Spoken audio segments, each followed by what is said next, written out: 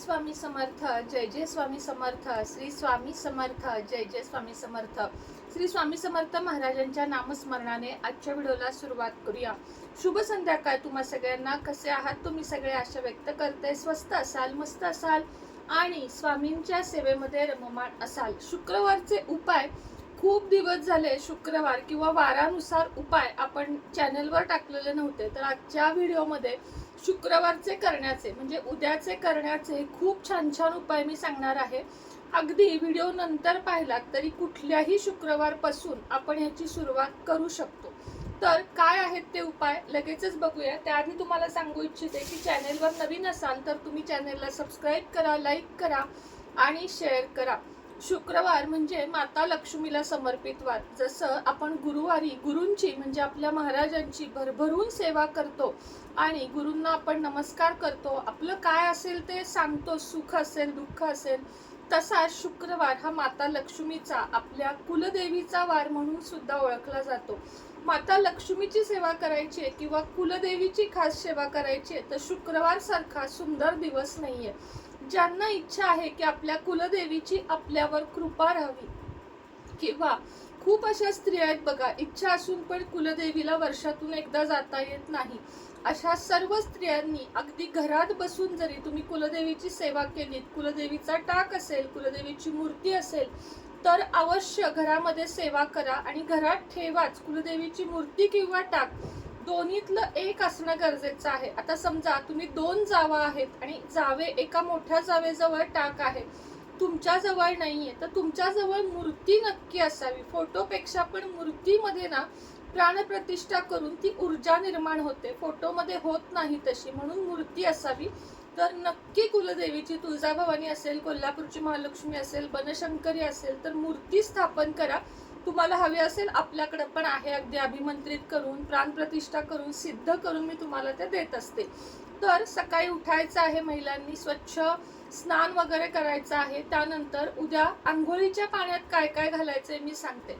एका शुक्रवारी तुम्ही गुलाबाचं अत्तर घालू शकता, एखाद्या शुक्रवारी तुम्ही कापूर घालू शकता आणि एखाद्या शुक्रवारी काय करायचं, हिरव्या 100 ग्रॅम वेलची घ्यायच्या, मोठं पातेलभर साधारण 2 लिटर पाणी ठेवायचं, त्याच्यामध्ये त्या घालायच्या, ते चांगलं उकळायचं पाणी, निम्म करायचं आणि मग गाळून एका बाटलीमध्ये भरायचं. तर ते उरलेले वेलदोडे चहात वगैरे वापरू शकता.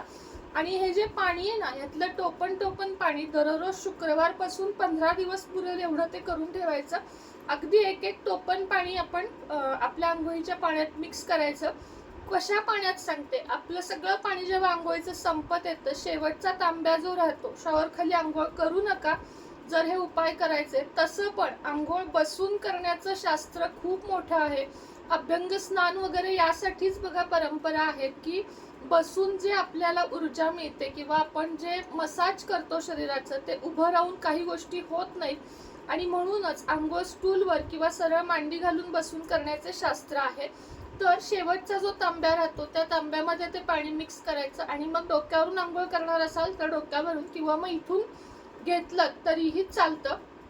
अशा पद्धतीनं आंघोळीच्या पाण्यात या आदलून बदलून वस्तू घालायच्याच आहेत, विसरायच्या नाहीत. आंघोळीचं पाणी असं प्लेन कधीच घ्यायचं नाही. मध्ये मी बुधवार गुरुवार शुक्रवारचा पण उपाय सांगितलाय अधिक महिन्यातला, तोही कंटिन्यू केला तरीही चालेल. अन्यथा मग आंघोळीच्या पाण्यात कोणकोणत्या वस्तू घालायच्या यावर मी एक सेपरेट व्हिडिओ बनवेन. आता आपला शुक्रवारचा विषय आहे. त्यानंतर असेल तुमच्याकडे अंगण मोठं उपलब्ध, छानपैकी रांगोळी काढा, दरवाजा स्वच्छ पुसा, त्यानंतर आपल्या उंबऱ्याची पूजा करून घ्या. रोज हळदीचं लेपन नाही केलं तरीही चालतं, कारण दररोज हे शक्यच नाहीये कुणाला.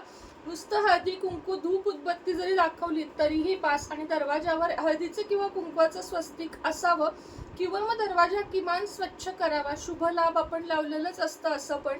त्यानंतर देवघरापाशी बसावे, सगळ्यात आधी तुळशीच्या इथे जावे, तुळशीला कच्चं दूध अर्पण करावं. दर शुक्रवारी आठवणीनं कच्चं दूध अर्पण करावं. त्यानंतर तुपाचा दिवा लावावा, उदबत्ती लावावी. उदबत्ती तुळशीच्या आत लावू नये कारण त्याच्या केमिकलमुळे पण तुळस जळते, म्हणजे तुळस राहत नाही म्हणून. आणि ओम नमो भगवते वासुदेवाय या मंत्राचा जप तुळशी समोर किमान 5 वेळा मनातल्या मनात करायचा आहे. तुळशी मातेला घराचं रक्षण कर म्हणून वंदन करायचंय, कारण तुळस ही आपल्या घरातली निगेटिव्हिटी सगळी स्वतःकडे खेचते आणि अशाच लोकांच्या घरात तुळस टिकत नाही, जिथे निगेटिव्हिटी असते ती खेचून घेते. आपल्या सगळ्या घरातलं खेचून घेण्याचं काम तुळस करते. आणि ज्या वास्तूमध्ये अजिबातच निगेटिव्हिटी नसते ती तुळस अतिशय सुंदर बहरते बघा. माझा अनुभव सांगते तुम्हाला. गेल्या वर्षी मी जिथं राहत होते साताऱ्यामध्ये, तिथं माझी तुळस मी सगळे प्रयास करून बघितले, टिकलीच नाही. कितीही काही केलं. आणि इथं आल्यापासून तुळस, या घरात स्पेशली या घरात आपल्या स्वतःच्या घरात आल्यापासून तुळस मला सतत त्याची फुलं म्हणजे जे मंजुळा असतात ना त्या खुडाव्या लागतात. याचा अर्थ वास्तू खूप चांगली आहे.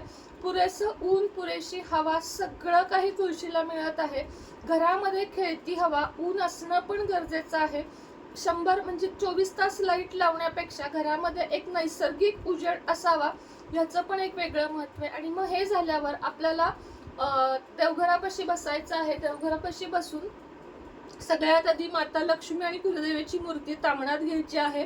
अक्षता, हळदी कुंकू वाहून घ्यायचे, तुपाचा दिवा, उदबत्ती, धूप दीप लावून घ्यायचा आहे आणि अभिषेक करायचा आहे. श्री सुक्त म्हणत, एकदाच श्री सुक्त पूर्ण म्हणत दोन्ही मूर्तीवर अभिषेक करून घ्यायचा आहे. पंचामृत पाणी, पुन्हा पाणी. त्यानंतर हळदी कुंकवाचं 1-1 चमचा पाणी घेऊन त्यानं अभिषेक करायचा आहे. उद्याच्या शॉर्ट व्हिडिओमध्ये मी दाखवणारच आहे, त्यामुळे तोही व्हिडिओ जरूर बघा. आणि त्यानंतर मग मूर्ती स्वच्छ पुसून घ्यायची. तुमच्याकडे असेल नाही ठेवाच, गुलाबाचं अत्तर घरामध्ये नक्की असावं. गुलाबाचं अत्तर मूर्तीला लावून घ्या. आपल्या पण इथं आणि इथं आपल्या अत्तर लावून घ्यायचं आहे आणि कानाच्या मागं. आणि मग मोगऱ्याचा गजरा घालायचा. आता मी खास त्यासाठीच निघाली आहे. मोगऱ्याचा गजरा हवाच महालक्ष्मीला.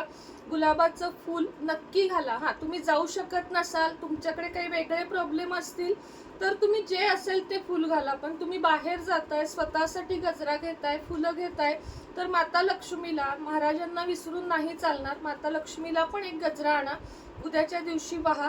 आणि मग संध्याकाळ झाली की तुम्ही लक्ष्मी कुंचनची सेवा करा. इतकी सुंदर सेवा आहे.